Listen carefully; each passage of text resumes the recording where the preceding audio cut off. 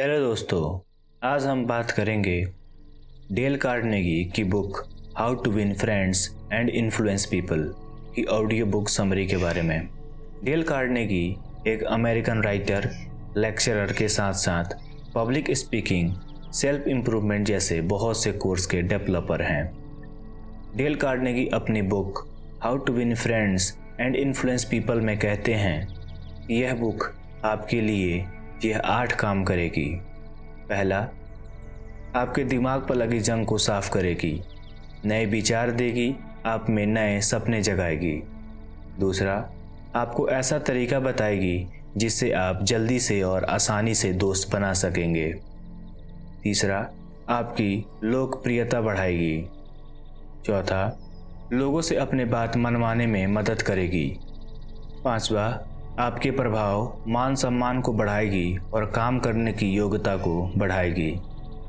छठा, शिकायतों से निपटने, बहस से बचने और संबंधों को और अच्छे बनाने के तरीके सिखाएगी। सातवां, एक अच्छा वक्ता और दिलचस्प बातें करने वाला बनाएगी। आठवां, आपके साथियों में उत्साह भरने का तरीका सिखाएगी। दोस्तों, इस बुक को 4 पार्ट में दिया गया है, जिसमें से पहला है लोगों को प्रभावित इन्फ्लुएंस करने के तरीके। दूसरा, लोगों का चहेता बनने के तरीके। तीसरा, लोगों से अपनी बात कैसे मनवाएं। और चौथा, ठेस पहुंचाए बिना लोगों को कैसे बदलें। इन 4 पार्ट्स में टोटल 30 सिद्धांत हैं जिसे आपको ज़रूर सीखना चाहिए, लेकिन उससे पहले हमारे चैनल समरी वाला को ज़रूर सब्सक्राइब करें। तो चलिए स्टार्ट करते हैं। पार्ट 1, लोगों को प्रभावित करने के तरीके। इसमें टोटल 3 सिद्धांत हैं, जिसमें पहला है बुराई मत करो, निंदा मत करो और शिकायत मत करो। लेखक कहते हैं किसी की आलोचना, बुराई करने से कोई फ़ायदा नहीं होता, क्योंकि इससे सामने वाला व्यक्ति अपना बचाव करने लगता है, बहाने बनाने लगता है या तर्क देने लगता है। आलोचना खतरनाक भी है, क्योंकि वह व्यक्ति आपसे नफरत करने लगता है और बदले में आपकी आलोचना करना शुरू कर देगा। इतिहास में आपको हज़ारों उदाहरण मिल जाएंगे जो यह बताते हैं कि आलोचना से कोई लाभ नहीं होता। लोगों की आलोचना करने के बजाय हमें उन्हें समझने की कोशिश करनी चाहिए। दूसरा, सच्ची तारीफ करने की आदत डालें। अपने संबंधों में हमें यह नहीं भूलना चाहिए कि हमारे सगी संबंधी इंसान हैं और तारीफ के भूखे हैं। यह वह असली सिक्का है जिसे हर कोई पसंद करता है, इसलिए हमें सोच समझकर प्रशंसा करनी चाहिए और वह प्रशंसा सही होनी चाहिए। झूठ मूठ का तारीफ करके चापलूसी ना करें, ईमानदारी से सच्ची प्रशंसा करें। अगर किसी ने कुछ अच्छा किया हो तो दिल खोल कर तारीफ करें। ऐसा करने से वह आदमी आपकी बातों को सारी जिंदगी संभाल कर रखेगा। आप भूल जाएंगे पर वह नहीं भूलेगा और वह हमेशा आपसे इज्जत से पेश आएगा, आपकी तारीफ करेगा। तीसरा, सामने वाले व्यक्ति में प्रबल इच्छा जगाएं। दुनिया के लोगों को प्रभावित करने का इकलौता तरीका यह है कि आप सामने वाले की इच्छाओं के हिसाब से बात करें। आप क्या चाहते हैं, इससे सामने वाले को अधिकतर कोई दिलचस्पी नहीं होती, क्योंकि हम भी वैसा ही करते हैं। इसलिए जब आप किसी से कोई काम करवाना चाहें तो इस बात को याद रखें, चाहे आप बच्चे के साथ बात कर रहे हों या और से, आपको ये बात याद रखनी चाहिए। दूसरे व्यक्ति के नज़रिए से स्थिति को देखने और उसमें इच्छा जगाने का यह मतलब नहीं है कि आप सामने वाले व्यक्ति का शोषण करना शुरू कर दें, बल्कि इसमें दोनों का फ़ायदा होना चाहिए। पहले तो सामने वाले व्यक्ति में प्रबल इच्छा जगाएं। जो यह कर सकता है उसके साथ पूरी दुनिया है, और जो यह नहीं कर सकता वह अकेला ही रहेगा। पार्ट 2, लोगों का चहेता बनने के तरीके। इसमें टोटल 6 सिद्धांत हैं। पहला, दूसरे लोगों में सचमुच रुचि लें। जिस व्यक्ति की दूसरों में रुचि नहीं होती, उसे जीवन में सबसे ज़्यादा प्रॉब्लम आती है और वह दूसरों को सबसे ज़्यादा नुकसान पहुंचाता है।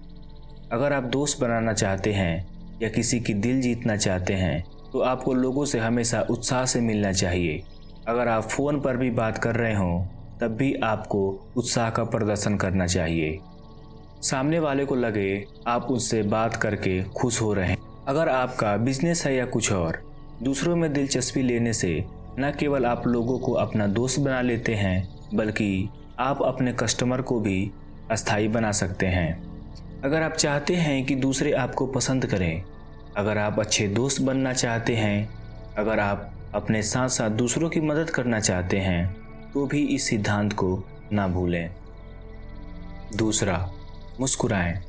मुस्कान का प्रभाव बहुत शक्तिशाली होता है, चाहे यह प्रभाव दिखाई दे या ना दे, पर यह ध्यान रहे, झूठी मुस्कुराहट से कोई फायदा नहीं होता। लेखक उदाहरण देते हुए कहते हैं कि इसी वजह से हम कुत्तों को इतना प्यार करते हैं, क्योंकि वे हमें देखकर इतना खुश हो जाते हैं कि खुशी से झूमने लगते हैं। इसलिए यह स्वाभाविक है कि हम भी उन्हें देखकर खुश होते हैं, और वही बच्चे के बारे में भी सही है। इसलिए जब भी आप किसी से मिलें तो पूरी उत्साह के साथ मुस्कुराते हुए मिलें। इससे आपका बहुत सारा काम आसानी से हो जाएगा। तीसरा, याद रखें, किसी व्यक्ति का नाम उसके लिए सबसे महत्वपूर्ण और सबसे सुंदर शब्द होता है।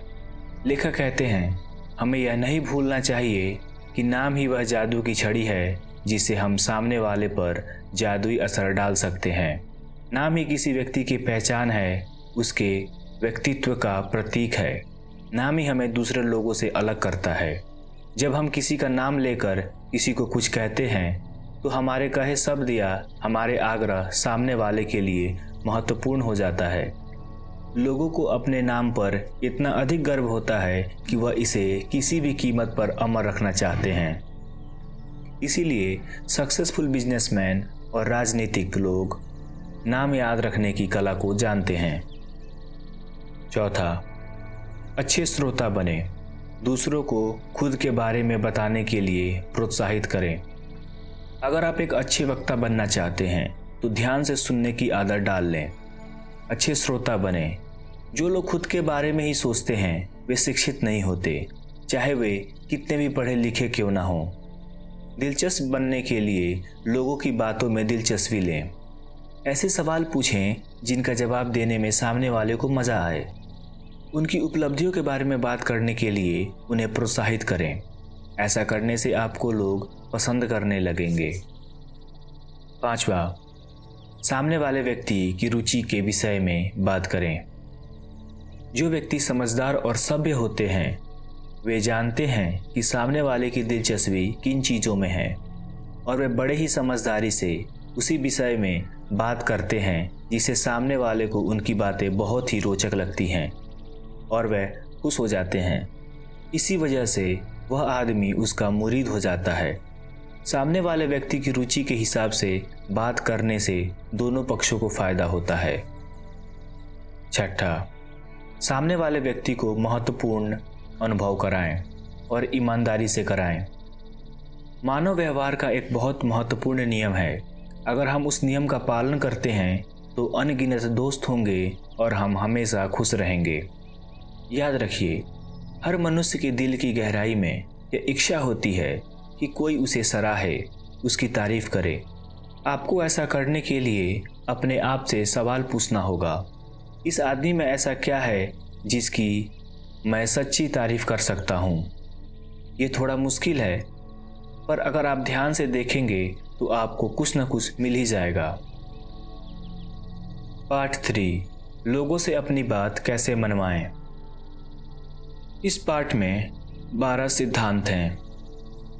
पहला, बहस से एक ही फायदा हो सकता है और वह है इससे बचना। यह सच है कि बहस से कोई फायदा नहीं होता, इससे और तनाव बढ़ता है और मतभेद होना शुरू हो जाता है। यह आपके लिए ज़्यादा सही है कि आप इससे बचें। बहस से बचने के लिए आपको अपने गुस्से पर काबू रखना होगा। अपने विरोधियों को बोलने का पूरा मौका दें। ईमानदार रहें, अपने गलती के लिए माफ़ी मांग लें, इससे विरोधी भी ठंडा पड़ जाएगा। दूसरा, दूसरे व्यक्ति के विचार के प्रति सम्मान दिखाएं। या कभी ना कहें कि आप गलत हैं। अगर कोई आपसे कुछ दिखाने या पूछने आता है तो आप उसे सीधे सीधे यह कह देंगे कि वह गलत है, तो इससे कोई फ़ायदा नहीं होगा, जबकि बहुत ज़्यादा नुकसान होने की संभावना है। इस तरह से उस व्यक्ति के स्वाभिमान को चोट पहुंचता है और वह आपसे नफरत करना भी शुरू कर सकता है। इसलिए कूटनीतिज्ञ बने, इससे लोग हमारी बात मानेंगे और हमें बहुत फ़ायदा होगा। अपने कस्टमर, अपनी वाइफ या अपने विरोधी से बहस ना करें। उन्हें यह ना बताएं कि वे गलत हैं, बस थोड़ी सी कूटनीति का प्रयोग करें। तीसरा, अगर गलती आपकी हो तो तत्काल और पूरी तरह अपनी गलती मान लें। कोई भी मूर्ख अपनी गलतियों के लिए बहाने बना सकता है और ज़्यादातर लोग यही करते हैं, लेकिन अपनी गलतियों को मान लेने से आप भीड़ से अलग हो जाते हैं। अगर आपकी गलतियों पर आपको कोई डांटने वाला है तो अच्छा ये होगा कि आप उससे पहले ही अपनी गलती मान लें और अपनी बुराई करने लगें, इससे पहले कि सामने वाला आपकी बुराई करे। 99% केस में सामने वाला व्यक्ति आपके प्रति उदार और क्षमापूर्ण भाव से देखेगा और आपकी गलतियां कम करके बताएगा। चौथा, दोस्ताना तरीके से शुरू करें। आप न्यूटन के तीसरे नियम के बारे में तो जानते ही होंगे। यह नियम कहता है, प्रत्येक क्रिया के बराबर और विपरीत दिशा में प्रतिक्रिया होती है। अगर आप किसी से गुस्से और तेवर से बात करेंगे तो जाहिर है कि सामने वाला आपसे वही करेगा और आपसे दूरी बनाए रखेगा। परंतु अगर हम उनके प्रति विनम्र और दोस्ताना व्यवहार करें तो शायद हम उनसे अपनी बात मनवा सकें। अगर आप किसी का दिल जीतना चाहते हैं या पक्ष में करना चाहते हैं तो पहले उसे यह एहसास दिलाएं कि आप उनके दोस्त हैं। पांचवा, सामने वाले से तत्काल हाँ हाँ कहलवाएं। लोगों से बात करते समय आप अपने मतभेदों का जिक्र सबसे पहले ना करें। आप पहले उन बातों पर जोर दीजिए जिस पर आप दोनों सहमत हों। शुरुआत में सामने वाले व्यक्ति से हाँ हाँ कहलवाते रहिए, क्योंकि जब कोई एक बार ना कह देता है तो वह आत्मसम्मान के लिए उस पर बने रहता है। इसलिए यह जरूरी है कि वह हाँ कहे। समझदार वक्ता अपने श्रोताओं से शुरू से ही हाँ कहलवाते हैं। छठा, सामने वाले व्यक्ति को ज़्यादा बातें करने दें। ज़्यादातर लोग दूसरों से अपनी बात मनवाने के लिए ज़्यादा बोलते हैं। वे अपनी बड़ाई करते रहते हैं और सामने वाले को बोलने का मौका ही नहीं देते, लेकिन यह गलत है। वे अपनी बिजनेस और अपनी समस्या के बारे में हमसे ज़्यादा जानते हैं, इसलिए आप सवाल पूछिए और उन्हें बोलने का मौका दीजिए। और इस बात का भी ख्याल रखिए कि आप उन्हें बोलते हुए बीच में उनकी बात नहीं काटेंगे, क्योंकि ऐसा करने से वह जो कहना चाहता था वो विचार ना कह पाए। सातवां, दूसरे व्यक्ति को यह लगने दें यह विचार उसी का है। इस दुनिया में हर कोई स्वतंत्र रहना चाहता है, चाहे वह विचारों की आज़ादी ही क्यों ना हो। हर किसी को अपने विचारों पर ज़्यादा गर्व होता है, इसलिए हमें अपना विचार किसी के ऊपर नहीं थोपना चाहिए। अगर हम किसी को कुछ बेचते हैं या कुछ कहते हैं तो बेहतर यह होगा कि हम सिर्फ सुझाव दें और सामने वाले व्यक्ति को निष्कर्ष सोचने दें, क्योंकि हर किसी को अपने विचार के हिसाब से काम करना अच्छा लगता है। सामने वाले व्यक्ति को यह अनुभव कराएं कि यह विचार उसी का है। यह नियम हर जगह काम आता है। आठवां, ईमानदारी से सामने वाले व्यक्ति का नज़रिया समझने की कोशिश करें। सामने वाला व्यक्ति ऐसा क्यों कह रहा है या ऐसा क्यों सोच रहा है, इसके पीछे के कारण को समझिए। याद रखिए, कोई ना कोई कारण जरूर होता है और अपने आप से यह सवाल पूछिए कि मैं उसकी जगह होता तो क्या करता। नौवां, सामने वाले व्यक्ति के विचारों और इच्छाओं के प्रति सहानुभूति प्रदर्शित करें। लेखक कहते हैं, अगर आप सद्भाव कायम करना चाहते हैं और यह भी कि लोग आपकी बात ध्यान से सुने तो आपको ये वाक्य नहीं भूलना चाहिए। आप कहें कि मैं आपको बिल्कुल दोष नहीं देता, अगर मैं आपकी जगह होता तो इसमें कोई शक नहीं कि मैं भी वैसा ही करता जैसा आपने किया है। आप जिन लोगों से मिलते हैं उनमें से 1/4 लोग सहानुभूति के भूखे होते हैं। अगर आप उन्हें सहानुभूति देंगे तो आपसे प्यार करने लगेंगे। 10वां, आदर्शवादी सिद्धांतों का सहारा लें। आप जिन लोगों से मिलते हैं उनमें से ज़्यादातर लोग खुद को अच्छा और निस्वार्थ समझते हैं, इसलिए हम उन कारणों के बारे में सोचना पसंद करते हैं जो कहने सुनने में अच्छा लगता है। आप किसी को बदलना चाहते हैं या चाहते हैं कि वह ईमानदार रहे, तो उसे यह एहसास दिला दें कि आप उन्हें ईमानदार समझते हैं, तो वे आपके साथ ईमानदारी से पेश आएंगे। 11वां, अपने विचारों को नाटकीय तरीके से प्रस्तुत करें। यह नाटक का दौर है। आप अपनी बातों को नाटकीय अंदाज और फनी तरीके से नहीं कहेंगे तो ज़्यादातर लोग आपकी बातों में रुचि नहीं लेंगे। सिर्फ सच कहना ही काफ़ी नहीं है। अगर आपको ध्यान आकर्षित करना है तो आपको यही करना होगा। 12वां, चुनौती दें। अगर आप अपने कर्मचारी को डरा के, धमका के, समझा के, प्रोत्साहित करके या नौकरी से निकालने की धमकी देकर उनसे काम कराना चाहते हैं तो ये ज़्यादा कारगर नहीं होगा। अगर आप इसके बदले उनकी 2 शिफ्टों में प्रतियोगिताओं के लिए प्रेरित करें, यानी उन्हें यह साबित करना हो कि वह सबसे अच्छे हैं और सबसे ज़्यादा काम करते हैं, तो इससे आपका फ़ायदा हो सकता है, क्योंकि हर कोई पसंद करता है चुनौती, वह अवसर जिसे वह अपना मूल्य, अपनी श्रेष्ठता साबित कर सके और जीत कर दिखा सके। पार्ट 4, ठेस पहुंचाए बिना लोगों को कैसे बदलें या फिर लीडर कैसे बने। इस पार्ट में टोटल 9 सिद्धांत हैं। पहला, तारीफ और सच्ची प्रशंसा से बात शुरू करें। जब भी आपको किसी को ना कहना हो या कभी भी किसी को यह बताना हो कि आपका काम अच्छा नहीं है और इससे बदलने की ज़रूरत है, तो आपको गलतियां बताने से पहले तारीफ से अपनी बात शुरू करनी चाहिए और यह कहना चाहिए कि यह सही है, पर अगर आप इसमें ये और सुधार कर लें तो बहुत ही अच्छा हो जाएगा और मैं आपको इसमें पूरी मदद करूंगा। दूसरा, लोगों की गलतियां सीधे तरीके से ना बताएं।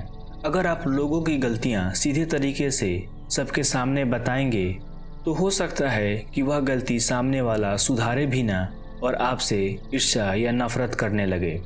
उदाहरण के तौर पर, अगर आप चाहते हैं कि आपके फैक्ट्री या ऑफिस में कोई सिगरेट ना पिए और किसी को आपने सिगरेट पीते देखा है, तो आप एक सिगरेट लेकर उसे दे दें और कहें, मैं चाहता हूं कि आप इस सिगरेट को ऑफिस के बाहर जाकर पिएं। इससे सामने वाला समझ भी जाएगा और उसे बुरा भी नहीं लगेगा और अगली बार से वह यह काम नहीं करेगा।